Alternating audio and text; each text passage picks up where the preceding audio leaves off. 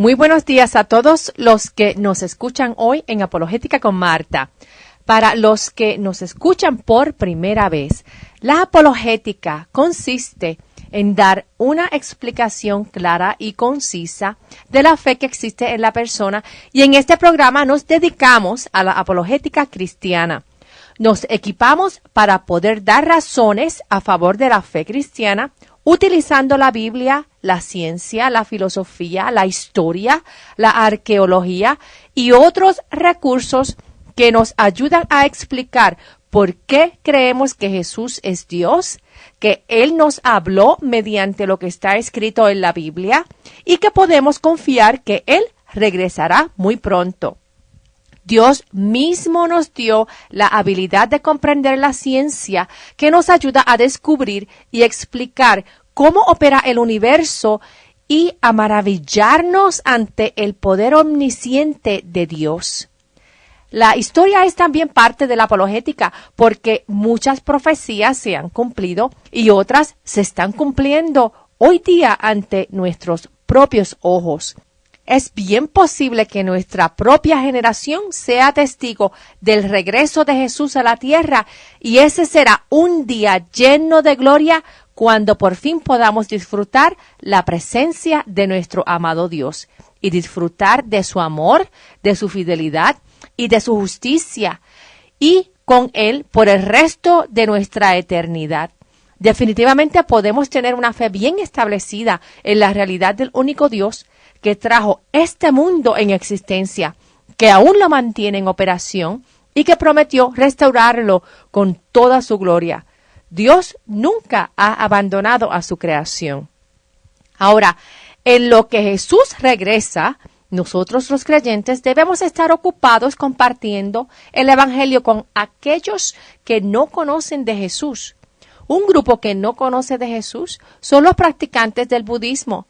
Posiblemente no conozcas nada del budismo y no sabes cómo compartir con ellos que el creador del universo, el único Dios existente, vino a la tierra en forma de hombre, murió por nosotros, por nuestros pecados, resucitó de la muerte y le garantizó a los que ponen su fe en Él por el perdón de los pecados, que serán perdonados de todo el mal que han hecho.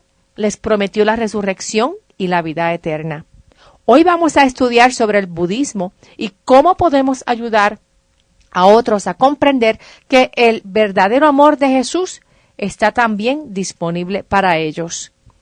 El fundador de la religión del budismo se llamó Siddhartha Gautama y él nació en el noroeste de la India, en lo que se conoce como Nepal. Él vivió entre el 563 y el 483 antes de Cristo. La vida de Siddhartha coincidió con el periodo cuando el pueblo de Judá fue en exilio a Babilonia. En la época de Siddhartha, la sociedad de la India era a base de castas sociales, como aún existe hoy día. Siddhartha fue miembro de una casta de guerreros y de una familia muy adinerada. La tradición dice que el padre de Siddhartha buscó proteger a su hijo en el palacio para que él nunca tuviese que ver ninguna forma de sufrimiento, como a personas envejecidas, otras enfermas o personas muertas, o aún ver la pobreza. Un día, Siddhartha salió del palacio y se encontró con todo tipo de sufrimiento. Esta realidad lo llevó a desilusionarse con su riqueza y se consumió en la reflexión de la existencia del sufrimiento que vio a su alrededor.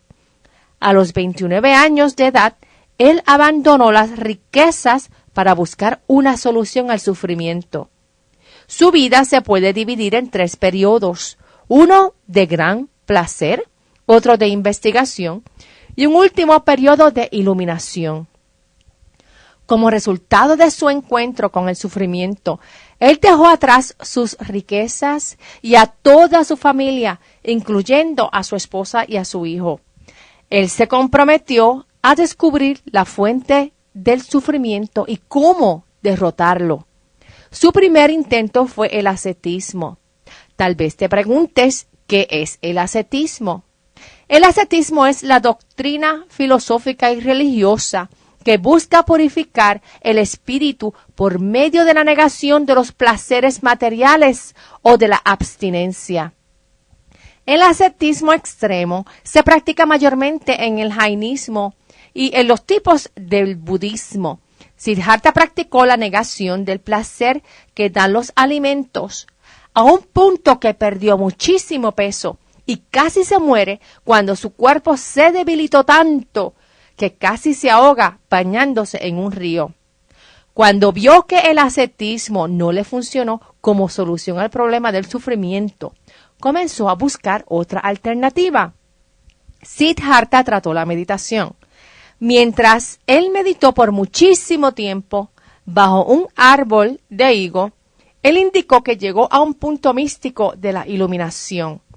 Esa iluminación consiste en la realización propia de que una persona es nada en el vacío. Él lo llamó el camino medio. Ese camino medio para él era el estado entre la afluencia y el ascetismo. Siddhartha decidió predicar sus enseñanzas y obtuvo muchísimos seguidores en la India. En el 483 a.C., él comió un alimento que le causó envenenamiento y se murió. Luego de su muerte, el budismo solo se propagó dentro del territorio de la India. Pero pasó el tiempo y 2 siglos más tarde se comenzó a propagar en otras tierras. Esto fue por la obra del rey Ashoka. El rey Ashoka de la India vio muchas batallas sangrientas y mucho sufrimiento, y esto lo llevó a convertirse al budismo. Fue entonces que el rey Ashoka decidió enviar a misioneros budistas a compartir la religión a otras tierras vecinas que incluyeron Siria, Egipto, Cirene, Grecia, Sri Lanka, Myanmar y Tailandia. Al día de hoy, se estima que el 6% de la población global es practicante del budismo. La palabra Buda significa el iluminado y lo aplican a la persona que ha obtenido un despertar espiritual. Al día de hoy existen 2 tipos principales del budismo. Uno es el budismo Theravada, mayormente practicado por los monjes, y es el dominante en Sri Lanka, Camboya, en Laos y en Tailandia. Y el otro es el budismo Mahayana, que es practicado por todos los demás budistas que no son monjes. El budismo Mahayana es dominante en regiones de Japón, China, Hong Kong, Corea y Vietnam. La razón por la que hay 2 ramas principales del budismo es que cuando comenzó el periodo misionero, surgió el asunto de si la iluminación o despertar espiritual era accesible a solo un grupo exclusivo de personas o si estaba disponible para todos. Los budistas a favor de que estaba disponible para todos vinieron a ser los Mahayana, y los budistas que consideraban que la iluminación era accesible a solo unos pocos, muy dedicados a la creencia, se llamaron los Theravada. La persona de mayor prominencia mundial en el budismo es el Dalai Lama. Este título de Dalai Lama significa que es el monje con la sabiduría tan grande como el océano. El Dalai Lama es el líder de la orden en el Tíbet que practican budismo Mahayana, y sus seguidores creen que cada líder Dalai Lama es la reencarnación de su predecesor. Ahora, cuando investigamos la veracidad de cualquier religión o cosmovisión, hay 4 preguntas que nos deberíamos hacer. Sería fútil poner nuestra fe en algo que no es cierto y que no concuerda con la realidad de cómo verdaderamente son las cosas, especialmente cuando tomamos en cuenta nuestra eternidad. Primero nos debemos preguntar qué es lo que declara tal religión sobre su conocimiento de la realidad. ¿Qué dice esa religión sobre el mundo que experimentamos todos los días?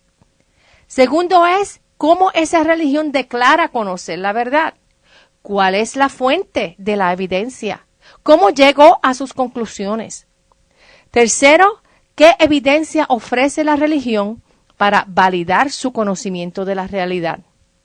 Y cuarto, ¿cómo esa religión explica el origen de todas las cosas? Fíjate que esta es una pregunta que nos obliga a investigar causas y efectos y a utilizar la lógica en nuestro razonamiento. Cualquier persona puede darle comienzo a una religión basada en cuentos de hadas que no tiene nada que ver con la realidad de cómo se originó el universo y de cómo se ha revelado el verdadero Dios del mundo en la historia de la humanidad. Es importante conocer el origen de las ideas y hacia dónde nos conducen esas ideas.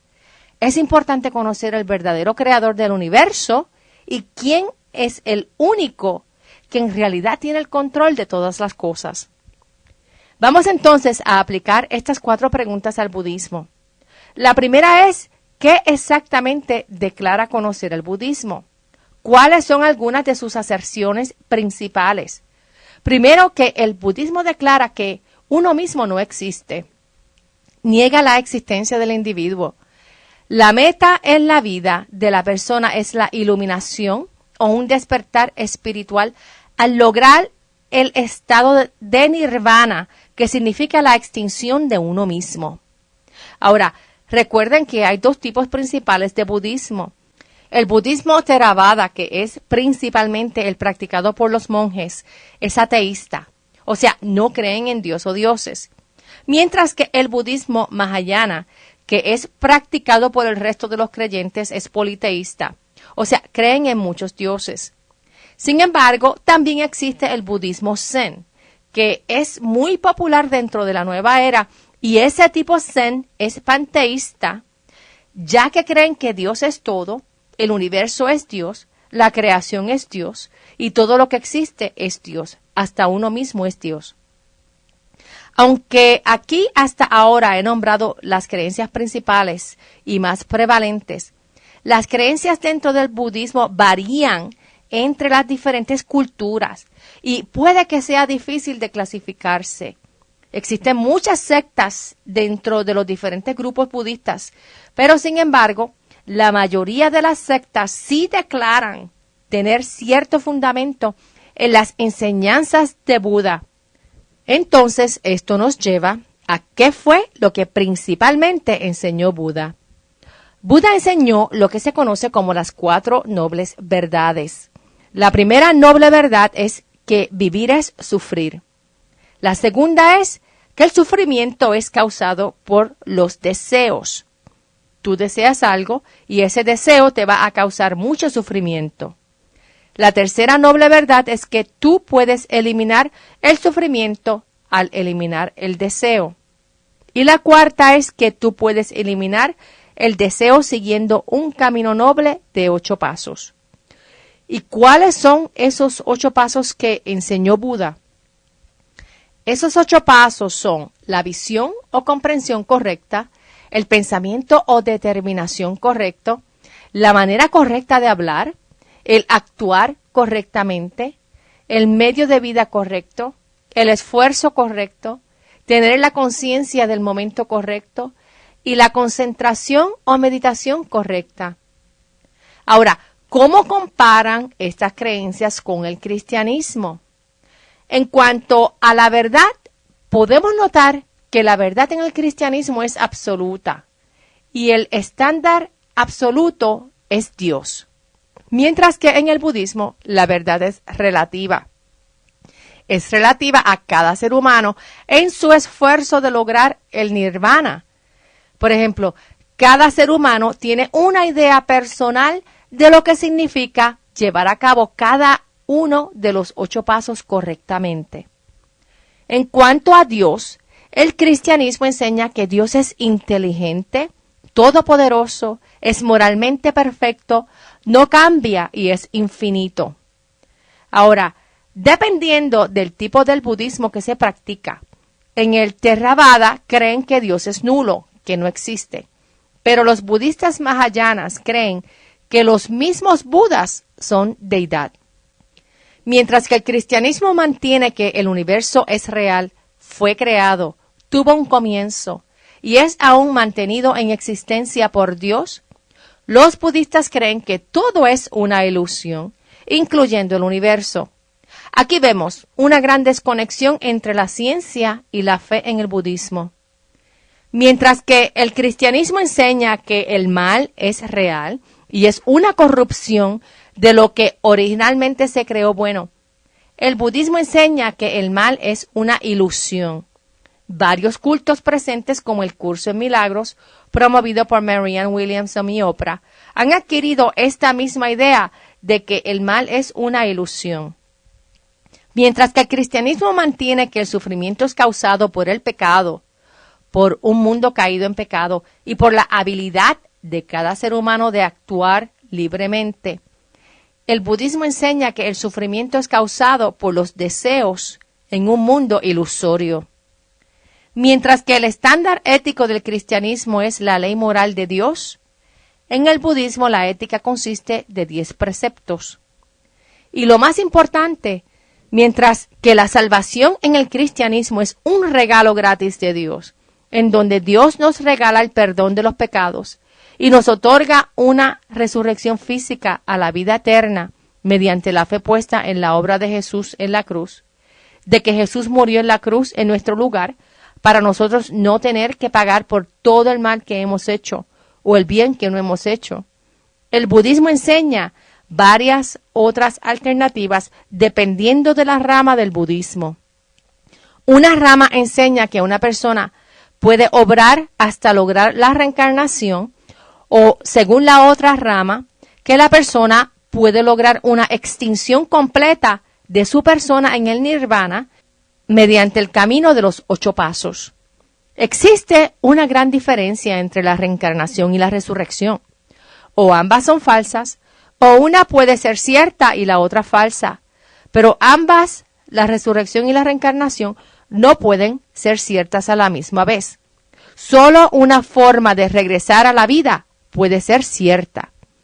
Creyentes en la reencarnación creen que una persona puede reencarnar muchas veces a través del tiempo en cuerpos diferentes, que también son cuerpos mortales, y la calidad del cuerpo o vida social en la que una persona reencarna depende de las obras que la persona llevó a cabo en el pasado.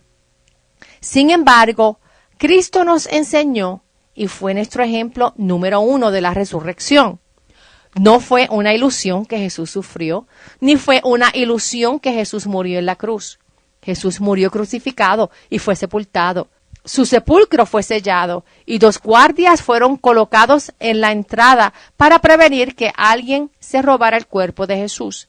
Jesús murió y resucitó una sola vez, y resucitó con el mismo cuerpo que fue sepultado. Hebreos 9, verso 27 dice: y de la manera que está establecido para los hombres, que mueran una sola vez, y después de esto el juicio.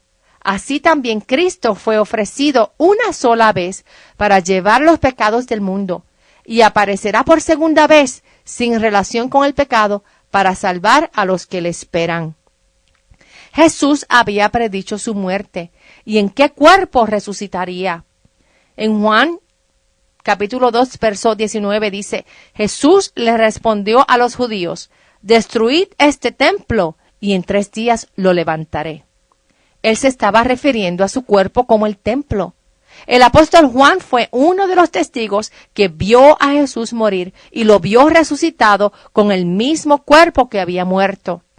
A veces las personas se preguntan que cómo es posible que Dios levante de entre los muertos a personas que han estado muertas por siglos y ya ni siquiera queda una célula de su cuerpo material. Piensa en el poder de Dios. No fue Dios quien hizo el primer milagro, de la cual todos aún hoy día somos testigos. No fue Dios quien creó este universo de la nada, un universo inmenso y con un diseño que requirió una inteligencia infinita para ponerlo en operación y aún mantenerlo en operación con la perfección que muestra. Si Dios tuvo el poder de traer este inmenso y maravilloso universo en existencia desde la nada, ese mismo Dios puede recrear nuevamente, con perfección, el cuerpo humano y nuevamente unificar el cuerpo material con la esencia de la persona que nunca ha cesado de existir luego de la muerte física. Un ser humano es extremadamente minúsculo comparado con el resto del universo, y Dios puede y prometió darle vida eterna a los seres que le aman en el mismo universo que Él sostiene aún hoy día en existencia, y que Él desea restaurar eventualmente a la perfección original, una vez que elimine el pecado y la maldad permanentemente del universo. Él prometió darnos cuerpos inmortales, como se lo dio a Jesús luego de la resurrección. El apóstol Pablo escribió en 1 Corintios 15, verso 53, y él dijo, porque es necesario que esto corruptible, refiriéndose al cuerpo humano, se vista de incorrupción, y esto mortal se vista de inmortalidad. El ser humano por sí solo es incapaz de llegar a la perfección ética para lograr nirvana. ¿Cómo sabe el que busca llegar a nirvana cuál es el estándar perfecto? Además, si lograr nirvana fuese cierto, ¿para qué lograr nirvana? Si lo que le espera a la persona es cesar de existir como un ser individual, es simplemente su extinción en el supuesto nirvana. La cesación de la existencia no es lo que un individuo debe desear. Es la existencia eterna en un ámbito lleno de la benevolencia de Dios en donde la maldad no existe. Ese es el ámbito que nos ofrece el verdadero Dios, quien no nos creó para luego ser desechados, sino que nos creó para que podamos disfrutar de su benevolencia extrema y eterna. En Efesios 2, del 2 al 10 dice, porque por gracia ustedes han sido salvados mediante la fe. Esto no procede de ustedes, sino que es el regalo de Dios, no por obras para que nadie se jacte, porque somos hechura de Dios, creados en Cristo Jesús, para buenas obras, las cuales Dios dispuso de antemano, a fin de que las pongamos en práctica. Ya se nos terminó el tiempo. Regresen conmigo la próxima semana para concluir este segmento sobre el budismo y para aprender a cómo compartir el verdadero mensaje de salvación y vida eterna con aquellos que ponen su fe en el budismo. Si tienen alguna pregunta o comentario, pueden llamarme al 404-483-4132. Es 404-483-4132. Y recuerden que todos los programas radiales están en archivo y los pueden escuchar nuevamente gratis visitando mi sitio en línea apologeticaconmarta.org o visitando nuestra página en Facebook Apologética con Marta. Que Dios los bendiga y hasta el próximo programa. Chao.